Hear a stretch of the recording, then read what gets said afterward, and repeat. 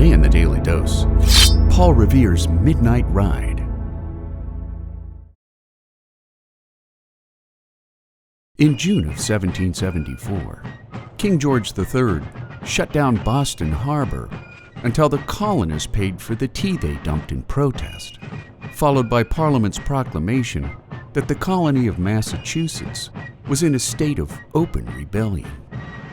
When colonial physician and patriot Joseph Warren learned from a friend in the British High Command that British troops were ordered to seize the Patriots' largest cache of military supplies at Concord,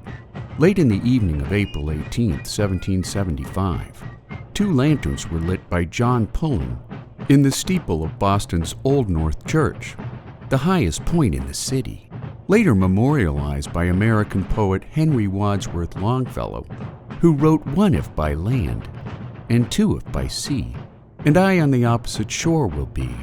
ready to ride and spread the alarm through every Middlesex village and farm, for the country folk to be up and to be armed." In response,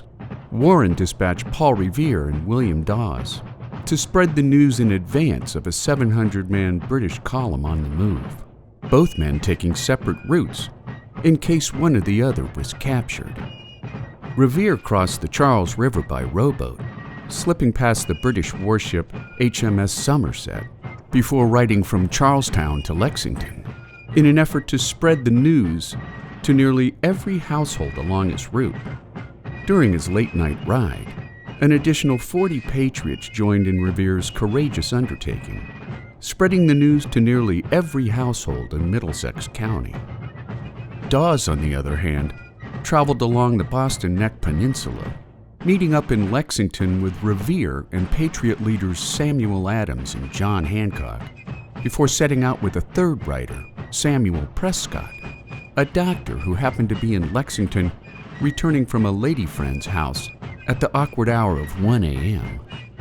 During their ride out to Concord, the trio again warned the Sons of Liberty about the British advance on Lexington and Concord. Before the night was over, Revere was captured by a British patrol, while Dawes was thrown from his horse and forced to walk back to Lexington on foot. The following day, British redcoats and colonial militiamen would take up arms at the battles of Lexington and Concord, marking the beginning of the Revolutionary War. At the same time, making the midnight rides of Paul Revere and William Dawes an important moment in the Patriots' push for independence. And there you have it, Paul Revere's Midnight Ride, today on the Daily Dose.